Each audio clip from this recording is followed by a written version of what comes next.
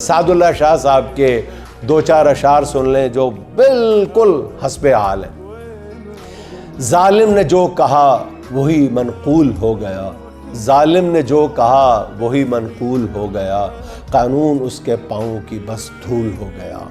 हाकिम ने अहले अदल को इनाम क्या दिया, जिसने सच कहा वही माजूल हो गया।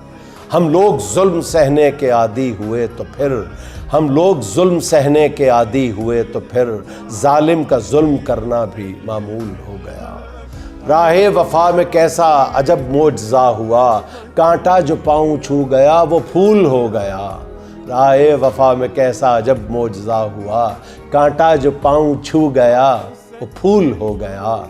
उसका तो उसके बाद कोई काम ही नहीं, उसका तो उसके बाद कोई काम ही नहीं, जो बादशाह की मदह में मशगूल हो गया, जो बादशाह की मदह में मशगूल हो गया। ऐसा तेरे शेरों में लोगों का दर्द था, ऐसा तेरे शेरों में लोगों का दर्द था, जो कुछ भी तूने कह दिया मकबूल हो गया, जो कुछ भी तूने कह दिया मकबूल हो गया।